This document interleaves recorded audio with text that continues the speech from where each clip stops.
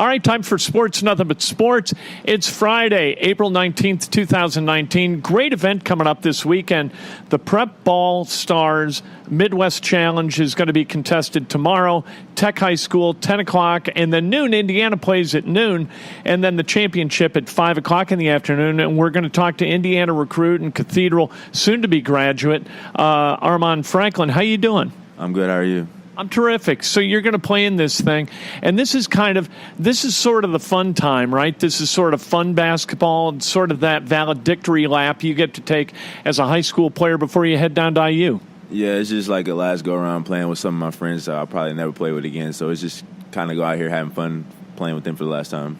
And a lot of people don't realize, they think that high school, you make great friends in high school, and you do, but playing with guys during the summertime, and you've done that forever against these guys and with these guys, that does make it a lot of fun, doesn't it? It does. You play each other in the regular season high school, you're competing, you don't really get to play against each other unless it's the summer, so I guess this time around is just more of a fun time just to be with the guys.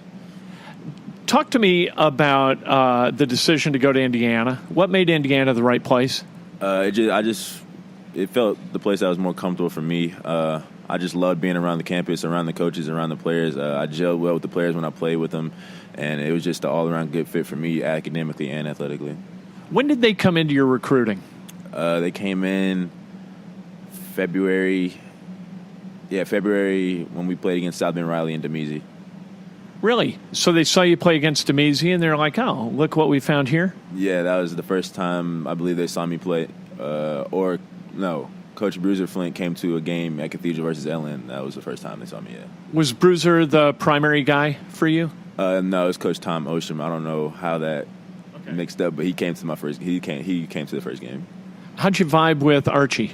Me and Archie are pretty cool. He's more of a business first guy, and I really like that. He's all about business, so I'm all about business too. So it's like we meshed up a little. I've met him a couple of times, and never for more than like a quick handshake. And I saw him on Wednesday, like 2 days ago. I was down there, and I was doing the Sports Nothing But Sports right outside Cook Hall, and he walked by on the phone, and he was on the phone. I was like, Archie, coach, and he's on the phone. He didn't look, nothing. And the J.D. Campbell, who's the SID, introduced me to Archie the first time I met him. Is like, Coach, I want you to meet Kent Sterling. And he didn't even stop walking. He just, shook my hand. Good to meet you, and off he went. I mean, he is business first, isn't he? Yeah, he's totally business. He wants to win. He loves it, and he's just all business. I love that about him. So, going to Indiana, the guys on the team, you gelled with those guys, and you enjoy those guys? Yeah, I really enjoy those guys. I could really go up anytime I want just to hang out with them. So, I mean, me and all of them have a good connection, especially with the freshmen. What did you learn at Cathedral? I think Cathedral is really an interesting and unique place. I just learned that you got to be patient.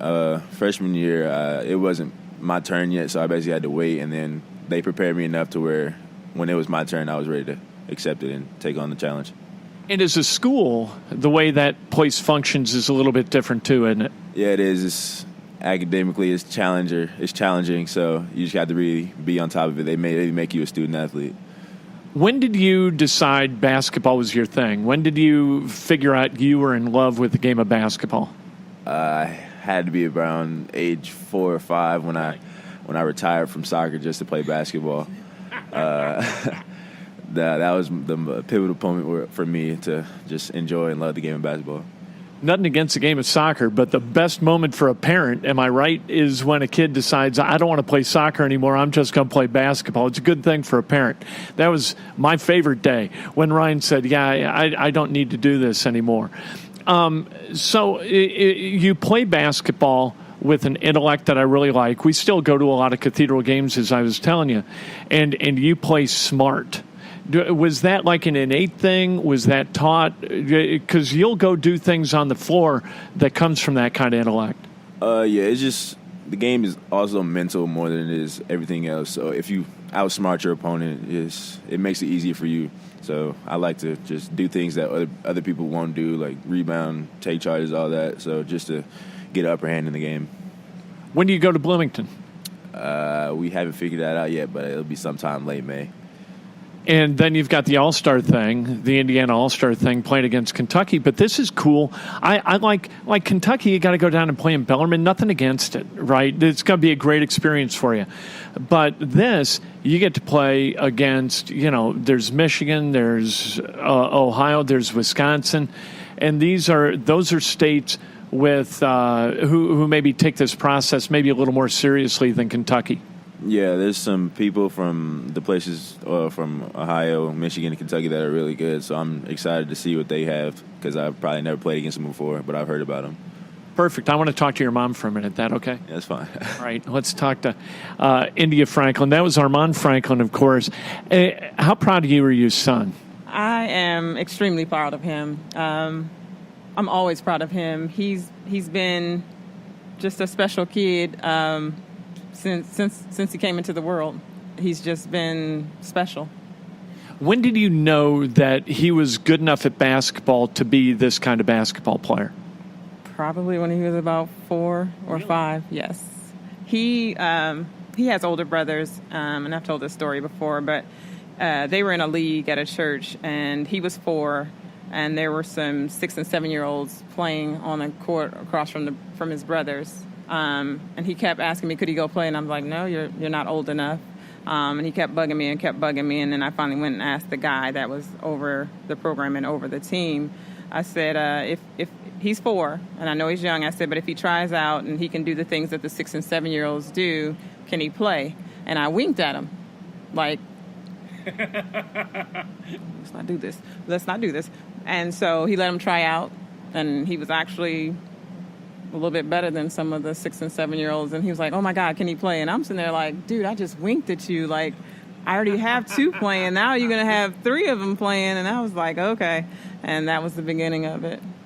What was the recruiting process like for you? For me, I'd never been through it, and I was really confused.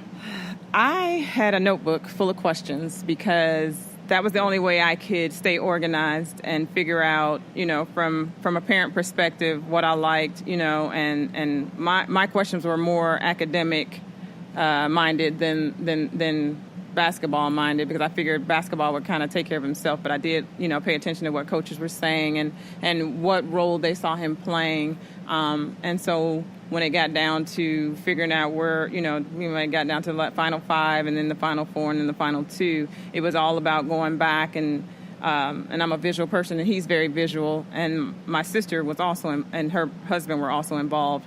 What we did was we took it and we kind of did the pros and cons of of the schools, and that's how we kept narrowing it down. So that was a process. That when my son decided to go to Cathedral, we kind of did the same thing. He had 4 high schools that he was interested in, and the reason we lived in Fishers, and with Hamilton Southeastern and Fishers coming online, they couldn't tell us where he was going to go all 4 years, and so we started kind of looking around and had 4 and kind of graded things and then added up the numbers, and Cathedral one by one, and that's how we wound up going to Cathedral. And so what made Indiana, I would assume this is a family decision, what made in your mind Indiana the place that you're comfortable with Armaan going? It was the coaching staff. It was the coaching staff's family, the wives, and the players. Like I watched how they were with my son, the staff and the players. And then when I saw how well he meshed with the coaching staff and the players, it was just like, wow, I can see him here. And then for me, the level of comfortability was when I kind of got to hang out with the wives of the coaches, and it was just like me hanging out with girlfriends, and it put me at ease knowing that once I let my son, go to IU, I won't worry like I would somewhere else. Yeah. Like I have a peace about it, so that made it feel real.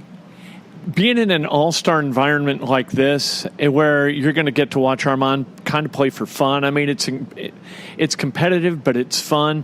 High school, you kind of get get bound up about that. You kind of get nervous. Summer basketball, you kind of get nervous because you got a lot of coaches there, and you have a good game, and holy cow, that things can kind of explode. But this is just fun. And it's going to be, when you go down to Bloomington, you're going to be nervous again, but these are really fun events. Isn't this fun for you? Yes, it is. I don't have the anxiety that I have. Like, people thought I was kind of crazy, but before every game, I was queasy, I was sweating.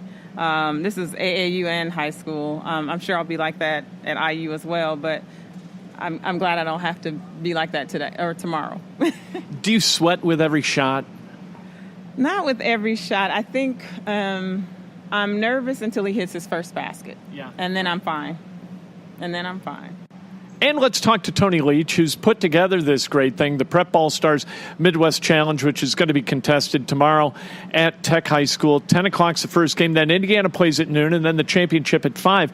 This is the thing. This is like the evolution of all-star basketball in Indiana. Let's get away from playing this home-and-home with Kentucky that Kentucky doesn't even buy into. Let's play this thing. I think it's brilliant. Well, I'm excited about it to bring it to Indianapolis. The mayor proclaimed it Prep All-Stars Midwest Challenge Day tomorrow, which I'm super excited about. So it's just a great event for the whole family. But basketball-wise, it's just going to be a great event. Top-notch talent for Indiana, Ohio, Wisconsin, and Michigan. So it's definitely, if you love high school basketball, you definitely want to come to Prep All-Stars Midwest Challenge tomorrow. Again, Saturday tomorrow at Tech High School. 10 o'clock game is Wisconsin and Michigan. The Indiana game's at 12. They play Ohio. There's also an unsigned senior game. There's a lot of top-notch, talented players unsigned. So, and this is all going to be on a live stream as well. So that'll be helpful to them, for the college coaches across the country, really across the world, can see them play. And there's some unsigned seniors as well, even on the Midwest Challenge teams. And then the championship is at 5 o'clock. Not sure who it's going to be. Of course, I'm rooting for Indiana because they're loaded. But we'll see. Hopefully they'll get there. And like any good guy putting on a terrific event, you want the fans of the colleges where some of these kids are going to show up. Absolutely. You got that all covered. You've got Armaan going to Indiana, and then you got a couple of guys going to Purdue. Yep. You got another couple or 3 guys going to Indiana State. Right.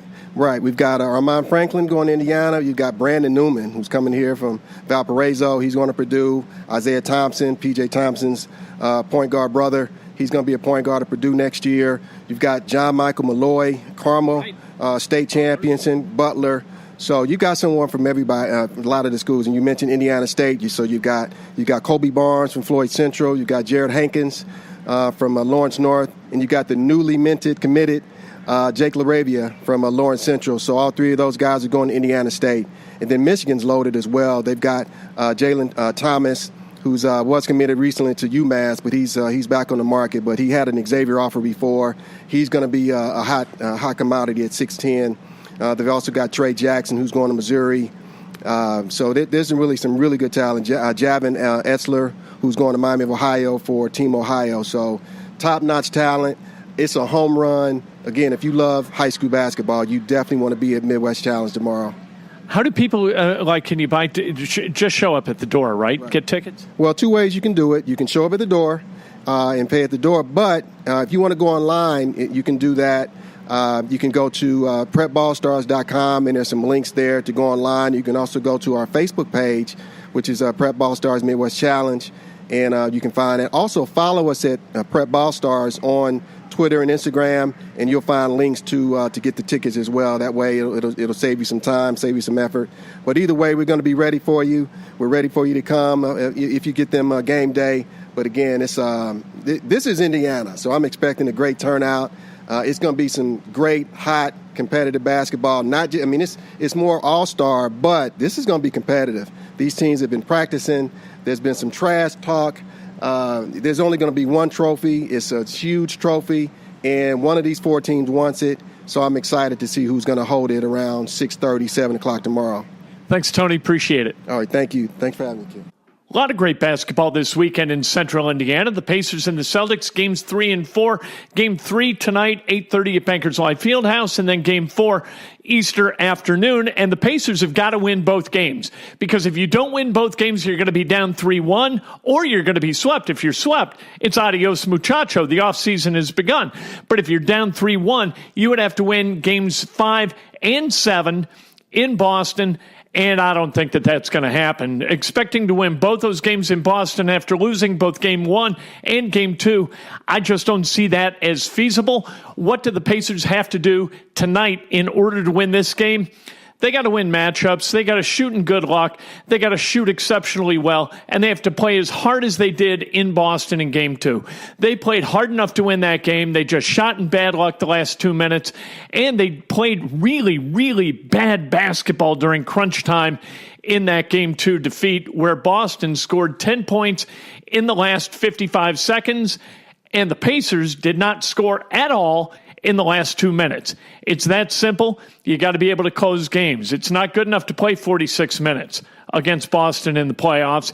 You've got to play a complete 48 minutes, and they're going to have to do that tonight. They're going to have to do that on Sunday as well, or it's off into that good dark night. The Pacers will start to look ahead toward an offseason that is going to be exceptionally meaningful in the construct of this roster moving forward. A lot of money, a lot of free agents going out the door, maybe some free agents coming in. Maybe it'll be a year of turmoil for the Pacers. Maybe they've got to figure out a direction and take it. I think that this is the last go-round for this group. You've got Corey Joseph, you've got Darren Collison, Bojan Bogdanovic, Thad Young, Kyle O'Quinn. You got a lot of guys, Wesley Matthews, Tyreek Evans, all free agents at the end of this season. If they all come off the books, you got about $50 million to spend under the cap. If they don't come off the books, if you re-sign these guys, some of these guys are going to need a raise. So you're not going to be able to sign all of them. We'll see what happens. I'm bullish on the Pacers. I really like Kevin Pritchard. His entire front office, I think, is really, really competent. I like the business end of the Pacers. I like Pacers Sports and Entertainment. I think they're really smart in the way they attack problems down there. We'll see exactly what they do. But first things first, got to play the games this weekend and hopefully find a way to crawl back into a relevant spot in this series rather than a candidate for a sweep. I want to talk a little bit about Brian Anderson pimping out the home run the other day and then getting punked in the ass. That's the way it goes. That's baseball. You pimp out a home run, you bat flip, then you get punked, and bench is empty, but they shouldn't. Anderson should have known what was coming. The nice, decent, not like a 105-mile-an-hour gasser at a guy's head, just a run-of-the-mill fastball right at his ass, hit him in the butt cheek, take your base, move on with your day. You know what? If you want to bat flip, if you want to pimp out a home run, then take your medicine. You're going to get hit. I don't mind bat flips. It's okay. But you got to know that at some point that's going to piss people off and they're going to retaliate for it. That's baseball, and there is nothing wrong with it. You flip the bat, take a fastball in the ass. That's the way it goes. That is the currency. That's the economics of baseball.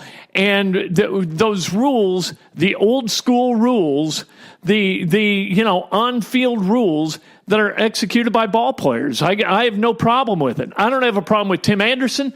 I don't have a problem with the pitcher hitting him in the ass. The only guy I got a problem with in this entire deal is Country Joe West. Joe West throwing everybody out of the game was just stupid. I don't understand it. I didn't see anybody do anything that would require his intercession in bringing about discipline during that. And I was watching a game. Why I was watching a White Sox game, I couldn't tell you. I'm not a big White Sox fan. I grew up in Chicago, all right? And I didn't know a half dozen White Sox fans. Now, granted, I grew up on the North Shore, and everybody was a Cubs fan. We all took the train down to go see the Cubs at Wrigley Field. Nobody wanted to go to 35th and Shields to Old Comiskey Park to see ball games down there, so we went to the Cubs. Our dads were Cubs fans. Their dads were Cubs fans. North side of Chicago, that's the way it works. All right, so what I was doing watching a Sox game, I really don't know. Maybe it was about watching Eloy Jimenez and getting all pissed off that the Cubs dealt both he and Dylan Cease for Jose Quintana. That might explain it. Anyway, what Anderson did, I'm cool. I don't, you know what? And these people who are getting all agitated saying, oh, bat flips. It's part of the fun of the game. It's great to go watch guys flip the bat. You know what? There isn't a person in that ballpark that watched the bat flip. They watched the ball. You see a guy hit the ball. It's going out of the park. You're hoping. Is it gone? Is it not? The bat had already landed. Nobody in the stadium saw the bat flip. Now, what they did see is a guy get hit in the ass. And they understood from watching the replay exactly why that happened. Anyway, I've explained this. I got no problem with anybody doing anything. You want to have fun? Have fun. But you pimp out a home run. You take your chances that the pitcher's going to get pissed off and he's going to hit you in the ass. Don't go head hunting ever, ever, ever. Don't throw it at a guy's head, but throwing a fastball at a guy's ass, that's fair game. This is Sports Nothing But Sports. I'm Ken Sterling. As always, this brought to you by the great people at Today's Dentistry. Call my good friend Mike O'Neill. He is the dentist there. He's a great dentist. He's professional, empathetic, and friendly. 317-849-2933.